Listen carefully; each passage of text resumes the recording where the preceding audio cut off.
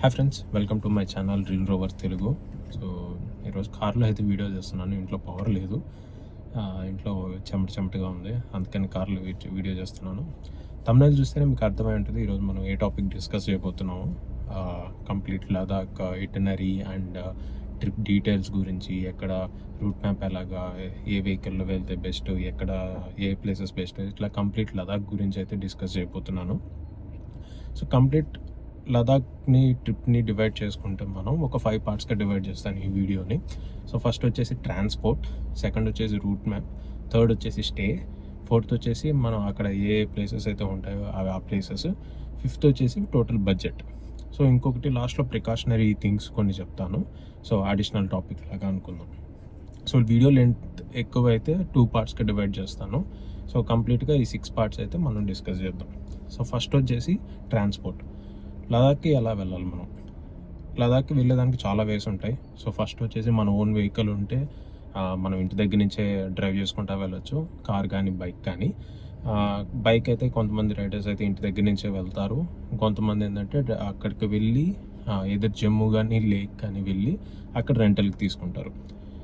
ఇవి కాకుండా ఎక్స్పెడిషన్స్ ఉంటాయి. కొన్ని గ్రూప్స్, కొన్ని ట్రావెల్ ఏజెన్సీస్ కొన్ని గ్రూప్స్గా కన్వర్ట్ చేసి వాళ్ళని లదాఖ్ మొత్తం రైడ్ చేసి చూపిస్తారు. సో మీరు ఏదైనా చూస్ చేసుకోవచ్చు. కాకపోతే నా సజెషన్ ఏంటంటే, మీకు ఓన్ వెహికల్ ఉండి మీరు రైడ్ చేయాలి అని అనుకుంటే మీరు ఏదర్ ఢిల్లీకైనా వెళ్ళండి, బైక్ ట్రాన్స్ఫర్ చేసుకోండి. అంటే మీకు హాలిడేస్ ఇట్లా లేవు, డేస్ ఎక్కువ అవ్వద్దు అనుకుంటే సో ఫస్ట్ ఢిల్లీకి వెళ్ళండి. ఢిల్లీ నుంచి మీరు డ్రైవ్ చేసుకోవచ్చు, ఫుల్ సర్క్యూట్ మీరు చేసుకోవచ్చు, Delhi to Jammu, Jammu to Srinagar. So అట్లాగా మీరు లదాఖ్ సర్క్యూట్ అంతా కంప్లీట్ చేసుకోవచ్చు.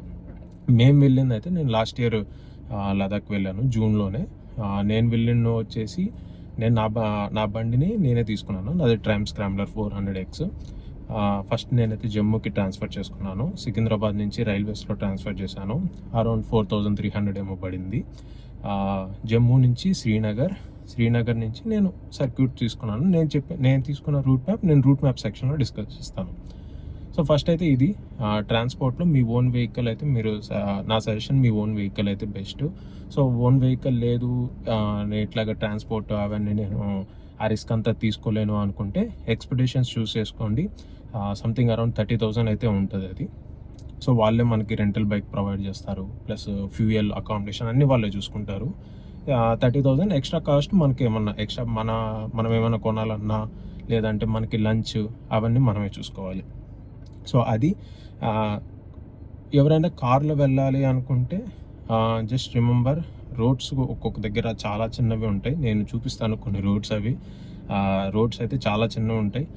ఒక వెహికల్ ప్లస్ ఒక బైక్ పట్టే అంత నేరో అంతే రోడ్డు ఉంటుంది. సో అలాంటప్పుడు కొంచెం ట్రాఫిక్ జామ్స్ అయినప్పుడు కానీ మీకు చాలా ఇబ్బంది అవుతుంది కార్లో అయితే. So I prefer bike. So బైక్లో వెళ్తేనే లదాఖ్లో ఆ రైడింగ్ మజా వస్తుంది. సో నెక్స్ట్ వచ్చేసి route map. So route map ఎట్లా ఉంటుంది అంటే లదాఖ్లో, సో నేను చూస్ చేసుకున్న రూట్ మ్యాప్ వచ్చి, చెప్పాను కదా నా బైక్ని నేను జమ్మూకి ట్రాన్స్ఫర్ చేసుకున్నాను రైల్వేస్లో. జమ్మూ నుంచి శ్రీనగర్కి వెళ్ళాను డే 1.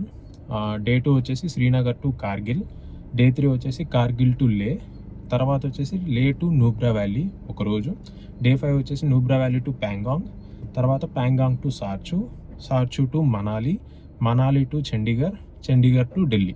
సో ఇది నా కంప్లీట్ రూట్ మ్యాప్ ఇది. సో నాకు అరౌండ్ 12 days ఏమో టైం పట్టింది. ప్యాంగాంగ్లో ఒక రోజు ఎక్స్ట్రా ఉన్నాను, ఎందుకంటే కొంచెం హెవీ రైడింగ్ వల్ల కొంచెం బాడీకి రెస్ట్ ఇవ్వాలి అని చెప్పేసి ప్యాంగాంగ్లో కొంచెం మంచి లొకేషన్ కాబట్టి ప్యాంగాంగ్లో ఒక రోజు అయితే ఎక్స్ట్రా స్టే ఉండాను. సో మీరు మీ రూట్ మ్యాప్ మీకు ఎట్లా అయితే వీలుగా ఉంటుందో అట్లా చూస్ చేసుకోండి. చాలామంది రైడర్స్ ఎట్లా అంటే డైరెక్ట్ ఫ్లైట్లో లేక్ వచ్చేస్తారు, లేక్ వచ్చి లేలో రెంటల్ బైక్ తీసుకొని మళ్ళీ వాళ్ళు లే to Nubra valley to Pangong నుంచి మళ్ళీ లేక్ వస్తారు, మనాలి వెళ్ళకుండా మళ్ళీ లేక్ వస్తారు. అక్కడి నుంచి మళ్ళీ రెంటల్ బైక్స్ అన్నీ రిటర్న్ ఇచ్చేసి వాళ్ళు డైరెక్ట్గా ఫ్లైట్ ఎక్కేసి ఇంకెళ్ళిపోతారు. కాకపోతే రెంటల్ బైక్స్తో ప్రాబ్లం ఏంటంటే అక్కడ వాళ్ళకి లోకల్ సపోర్ట్ ఎక్కువ ఉండడం వల్ల మనం నీట్గా ప్రతి స్క్రాచ్ మనం నోట్ చేసుకొని వాడికి ముందుగానే చూపించాలి.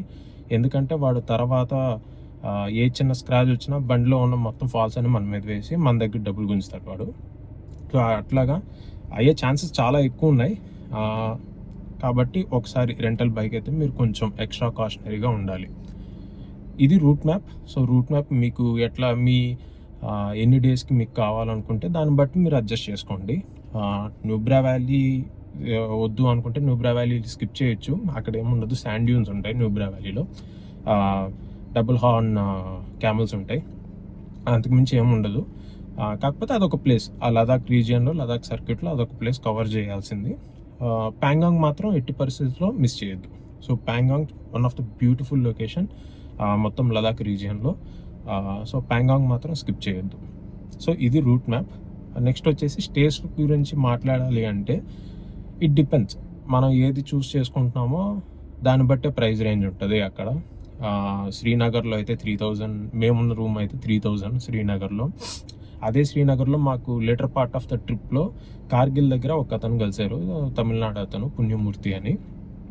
అతను శ్రీనగర్లో 800కి ఉన్నాడు, కాకపోతే తను బోట్ హౌస్లో ఉన్నాడు. మేము చూస్ చేసుకున్నది ఏంటంటే హోటల్లో, ఒక కొంచెం మీడియం రేంజ్ హోటల్లో చూస్ చేసుకున్నాం. 3000 అన్నాడు, లాస్ట్కి 2600కి ఏమో కొంచెం బేరం ఆడి తీసుకున్నాం. అట్లాగా ప్రతి లొకేషన్లో స్టేస్ అనేది మనకి 1000 రూపీస్ నుంచి స్టార్ట్ అవుతాయి.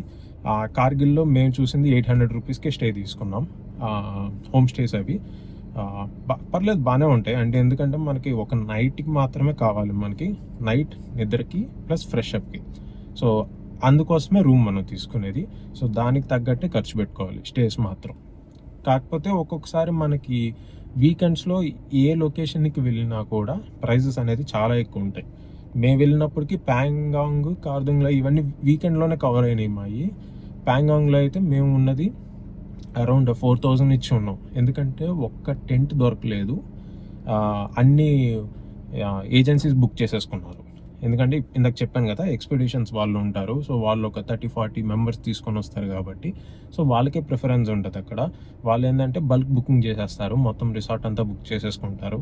సో ఆ రోజు మాకున్నదే ఆ రిసార్ట్లో ఒకటే ఒక రూము. ఎందుకు అది తీసుకున్నాము అంటే మేము ప్యాంగాంగ్లో 2 days ఉందామని అనుకున్నాం కాబట్టి పర్లేదు, ఎక్కువైనా కొంచెం నీట్గా మంచిగా లొకేషన్ ఉండేటట్టు, కొంచెం ఆ లేక్ దగ్గరగా ఉండేటట్టు అట్లా తీసుకున్నాం. అందుకని 4000 పోయినా పర్వాలేదు అని చెప్పేసి అక్కడ ఉన్నాం.